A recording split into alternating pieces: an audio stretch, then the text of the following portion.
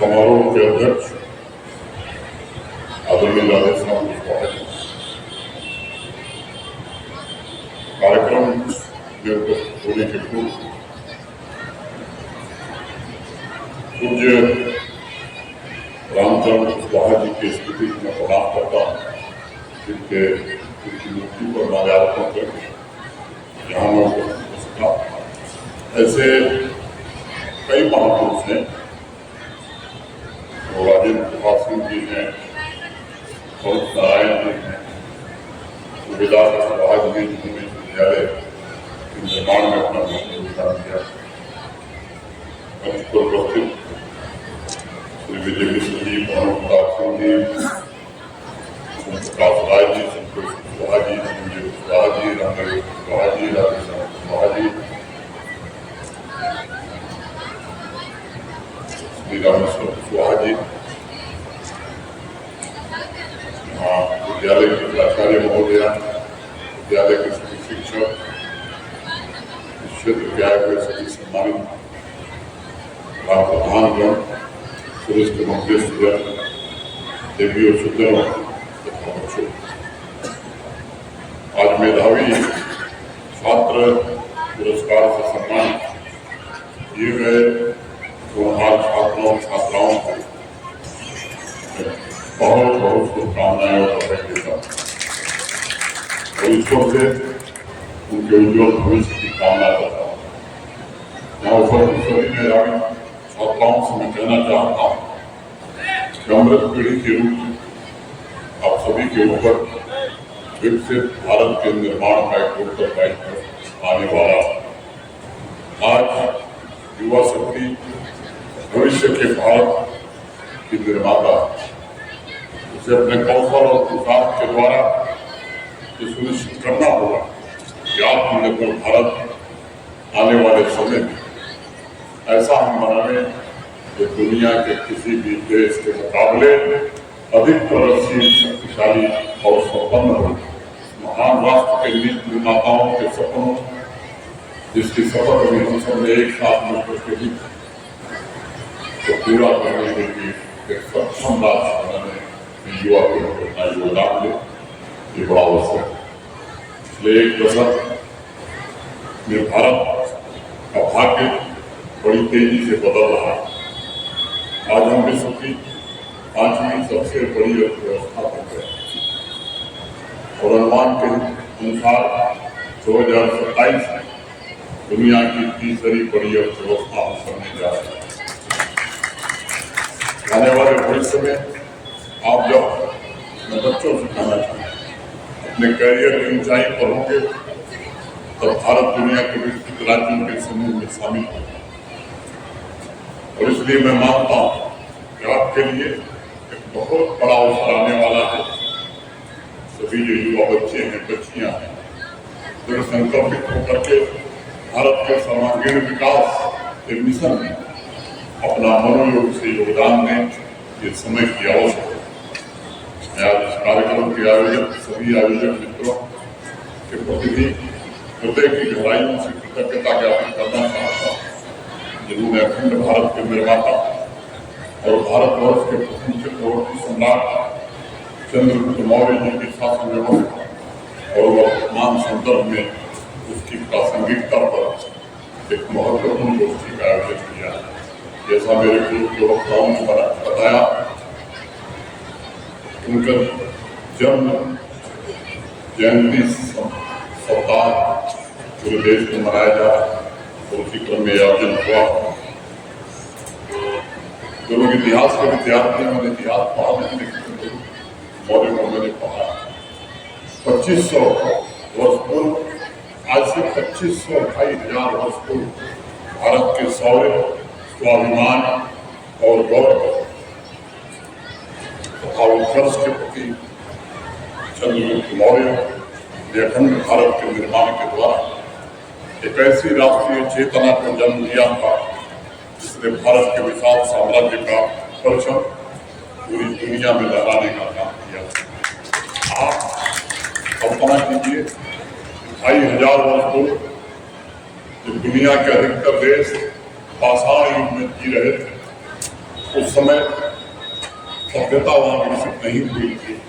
तब उस दौर में चक्रवर्ती सम्राट चंद्रगुप्त मौर्य ने अपनी अजय शक्ति के द्वारा, अपनी सूझबूझ के द्वारा न सिर्फ एक नया इतिहास बल्कि कल्याणकारी शासन भी उस जमाने में स्थापित करने में सफलता पाई। कल्याणकारी शासन प्राथमिक स्तर क्या होगा? मुझे लगता है कि रूल ऑफ लॉ, कानून का शासन किसी भी कल्याणकारी शासन की अनिवार्य शर्त हुआ करती है। और मुझे लगता है कि जो लोग इतिहास पढ़े वो जानते हैं जिस तरह से चक्रवर्ती सम्राट चंद्रगुप्त जी ने रूल ऑफ लॉ अपने पूरे राज्य में स्थापित किया था, शायद दुनिया के इतिहास में कोई दूसरा उदाहरण उसका मिलता नहीं। और लक्ष्य क्या था शासन का? समावेशी विकास, सबका विकास हो। प्राचीन काल से लेकर और वर्तमान समय और दुनिया के अर्थतंत्र के बारे में आप अध्ययन करेंगे, आपको जानकर आश्चर्य होगा। एक कभी दुनिया में एक नया रिसर्च पेपर पब्लिश हुआ, उसका जिक्र मैं आपके समक्ष रखना चाहता हूँ। Organisation for economic cooperation and development, OECD के एक अर्थशास्त्री हैं अंगस मैडिसन। आज दुनिया में उनका बड़ा नाम है अर्थशास्त्र के क्षेत्र में। उनका एक रिसर्च पेपर भी पब्लिश हुआ और उस रिसर्च पेपर के अनुसार उस प्राचीन कालखंड में जब चंद्रगुप्त शासक थे, मौर्य साम्राज्य का वर्चस्व कायम था, उस समय वर्ल्ड GDP मान दुनिया की GDP में भारत का योगदान 33% था। कल्पना कीजिए, पूरी दुनिया में भारत का हिस्सा 35% था। और उस समय जो आज दुनिया के विकसित देश, धनी देश माने जाते हैं, यूरोप के सारे देशों को एक साथ मिला दिया, उनका हिस्सा 11%। अमेरिका जैसे देश का हिस्सा 0.5%, 0.5% था। भारत उस जमाने में वहाँ था, वहाँ से हम यहाँ आए हैं। इस रास्ते या इस गिरावट पर भी हमें विचार करना होगा। पूरे यूरोप, अमेरिका, कनाडा जैसे देशों में सभ्यता, सामाजिक और आर्थिक व्यवस्था उस समय विकसित नहीं हुई थी उस स्तर पर, जिस स्तर पर भारत में विकसित हुई थी। चंद्रगुप्त मौर्य ने नई आर्थिक नीतियां तथा जन कल्याण को शासन प्रणाली के केंद्र में रखा। समता और सामाजिक न्याय के लक्ष्य के साथ राजतंत्रात्मक शासन प्रणाली को भी आम जनता के प्रति जिम्मेदार बनाया। चंद्रगुप्त मौर्य ने समावेशी विकास पर बल दिया, जिसमें बिना किसी भेदभाव के समाज के सभी वर्गों की उन्नति का मार्ग प्रशस्त हुआ था। चंद्रगुप्त मौर्य के जो गुरु थे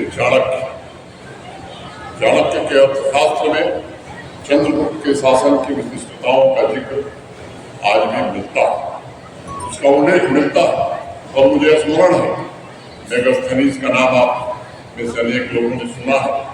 मेगास्थनीज ने भी इस बात का जिक्र किया कि सम्राट चंद्रगुप्त मौर्य का उद्देश्य समृद्धशाली और शक्तिशाली भारत का निर्माण है। मित्रों, मैं मानता हूँ भारत के प्राचीन इतिहास में चंद्रगुप्त मौर्य पहले चक्रवर्ती सम्राट थे, जिन्होंने राष्ट्र प्रथम की नीति के साथ साथ सुशासन द्वारा ऐसे अखंड भारत का निर्माण किया जो पूरी दुनिया में सोने की चिड़िया कहा जाता है। सुशासन व्यवस्था का स्वरूप कौटिल्य के अर्थशास्त्र में भी दिखाई पड़ता। और कौटिल्य ने लिखा, प्रजा सुखे सुख राजा प्रजाना चहिते हितम मात्म प्रियम हितम राजा प्रजाना प्रियम हितम। अर्थात प्रजा के हित में ही राजा का हित अंतर्निहित है। आपको प्रिय लगने वाले कार्यों को करना ये राजा का हित नहीं है, अपितु प्रजा के प्रिय कार्यों को करना ये राजा का हित है। और ये राजा को सदैव जनता के द्वारा भान कराया जाना चाहिए। उस तरह की व्यवस्था उस जमाने में स्थापित हुई। मित्रों, चंद्रगुप्त मौर्य के बारे में तमाम इतिहासकारों ने लिखा। उनका अधिकतर समय जन कल्याण के कार्यों तथा जन संवाद में जो नीतियां बनती थी स्वतः नहीं बना, जन संवाद लोगों की राय लेकर के नीतियां बनाते। और चंद्रगुप्त के लिए स्वयं चाणक्य ने यह बात कही, जनता के हित में जितनी भी नीतियां बनती थी वह जन संवाद और जन चर्चा पर आधारित है। गांधी जी ने भी तो यही बात कही। उस दौर में राजा तथा राजा की टीम मिलकर के भारत की व्यवस्था को निर्मित करती, उसे विश्व में सबसे महान और श्रेष्ठ बनाने का काम करती थी। जन कल्याण की भावना से चंद्रगुप्त मौर्य ने समृद्ध समाज की आधारशिला रखी और ये सुनिश्चित किया कि अखंड भारत समाज की उच्चाकांक्षाओं को पूरा करने में सक्षम हो। उस शासन व्यवस्था में 8 प्रमुख विभाग उस समय थे जब चक्रवर्ती सम्राट चंद्रगुप्त का शासन था। केंद्रीय प्रशासन, प्रांतीय प्रशासन, न्यायिक प्रशासन, राजस्व प्रशासन, गुप्तचर प्रशासन, सैन्य प्रशासन, सामाजिक कल्याण प्रशासन तथा सुधार प्रशासन। एडमिनिस्ट्रेटिव रिफॉर्म्स की बात जब दुनिया में इस शब्द का नाम नहीं सुना, आज से 2500 साल पहले चंद्रगुप्त के शासन में इस व्यवस्था को जमीन पर उतारने का काम हुआ।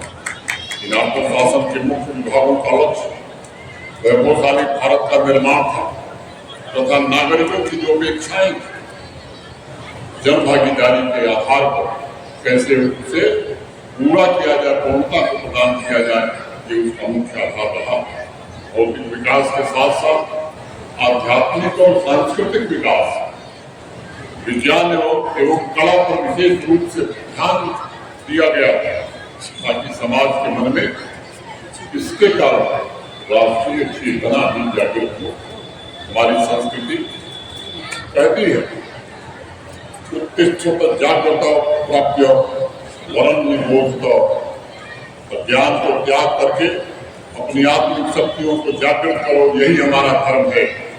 आज अगर उस परिप्रेक्ष्य में आप विचार करेंगे, हम और आप सोचेंगे तो समाज में चेतना के उद्भाव ने अपनी गहरी जड़ें जमाई और सदियों बाद पुनः एक बार भारतवर्ष सोने की चिड़िया बनने की राह पर अग्रसर हुआ। सम्राट चंद्रगुप्त मौर्य ने राष्ट्र सर्वोपरि के जिस संकल्प के साथ जिस समृद्ध भारत, सशक्त भारत के निर्माण की नींव रखी थी, उसी सोच के साथ कोई भी विचारवान व्यक्ति ये महसूस कर सकता है कि पिछले 10 वर्षों में भी भारत उसी राह पर आगे बढ़ रहा है। हर एक वर्ग मजबूत बनकर स्वर्णिम भारत के पुनरुत्थान की नई गाथा लिख रहा है। अगर एकेडमिक दृष्टिकोण से चंद्रगुप्त मौर्य के शासन व्यवस्था की वर्तमान संदर्भ में विवेचना की जाए, मैं ये कहूँगा मुझे उन नीतियों में मौजूद सपने आज पूरे होते हुए दिख रहे हैं।